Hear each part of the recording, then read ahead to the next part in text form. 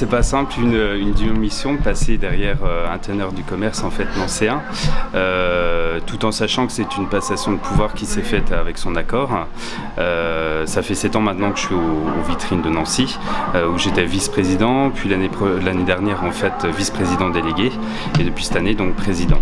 Donc ça fait 7 ans en fait que je travaille avec Jean-Pierre Lehmann, où on a trouvé un accord en fait pour que lui puisse avoir plus de temps pour sa vie personnelle, pour également la fédération nationale dont il reste président, et que la passation puisse se faire en douceur puisqu'il est encore vice-président en fait, à titre honorifique, mais également vice-président en titre, attaché à tout ce qui est carte de fidélité.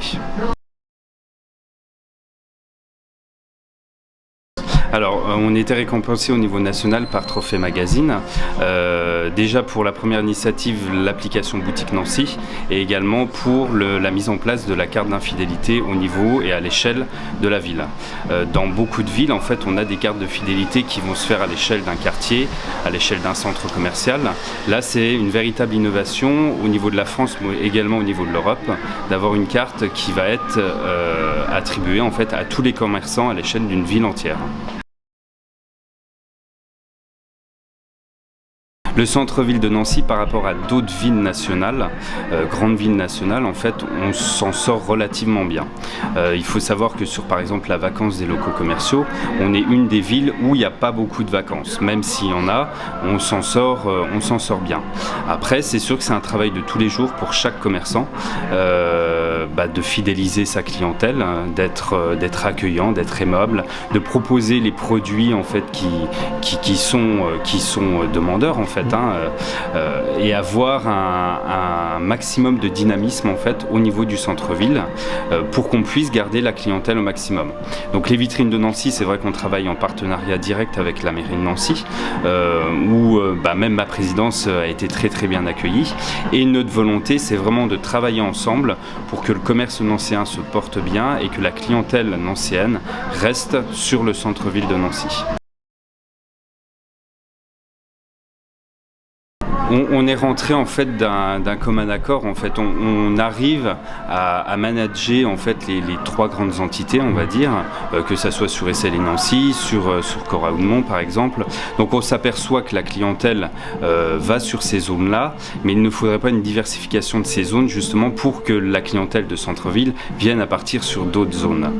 Sur Nancy, on a trouvé un bon équilibre, j'ai envie de dire, avec 2 grandes entités plus le centre-ville, et chacun en fait draine sa clientèle comme il faut, et tout s'harmonise relativement bien.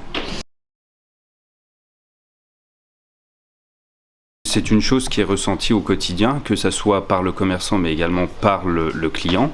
Donc là on est rentré en travail direct aussi avec la mairie. Il y a quelques projets qui vont être mis en place, ne serait-ce que pour la période de fête de fin d'année, en ce qui concerne l'insécurité.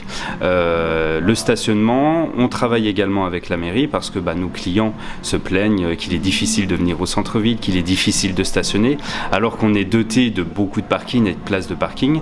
Donc là pareil, en partenariat avec des groupes comme la mairie, comme Vinci, on va mettre en place donc une année là d'expérimentation en fait sur certains samedis qui vont être, en fait l'heure va être majorée de façon plus importante.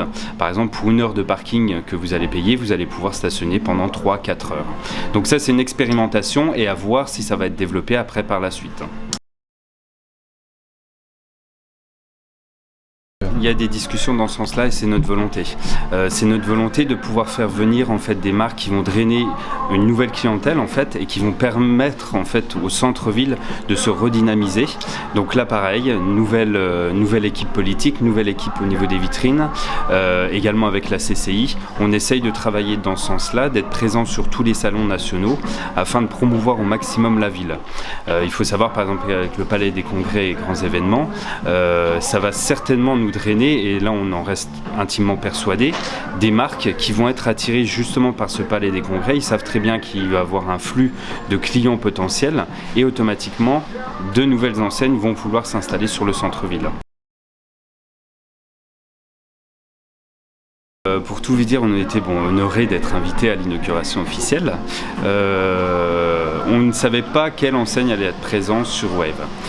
Quand nous sommes arrivés, à première vue, en fait, on a été franchement impressionnés par l'infrastructure. C'est une très belle infrastructure, un très bel outil. Par contre, une fois qu'on a fait le tour et qu'on a visité les différentes enseignes qui pouvaient être présentes, là on a été réellement déçus. Parce qu'en fait, on s'aperçoit qu'il n'y a pas réellement une enseigne porteuse qui va faire venir du monde sur Wave. C'est des enseignes que vous pouvez trouver dans tous les centres-villes, mais également dans les centres commerciaux qui existent déjà. Donc, mis à part sur l'architecture et peut-être l'aspect un peu animation qu'ils vont pouvoir apporter. Pour certains journalistes, j'ai comparé ça par exemple au Disney Village, où vous allez avoir des shows aquatiques toutes les heures, vous avez un son et lumière à 18h et à 20h. Voilà, mis à part ces petites choses qui vont peut-être déclencher la curiosité du visiteur, sur les enseignes présentes, il n'y a pas réelle valeur ajoutée. Mis à part, je vous dis, des structures... L'exemple, par exemple, c'est Maison du Monde, qui est présent dans les centres-villes, dans les zones commerciales. Là, vous avez un Maison du Monde qui est surdimensionné.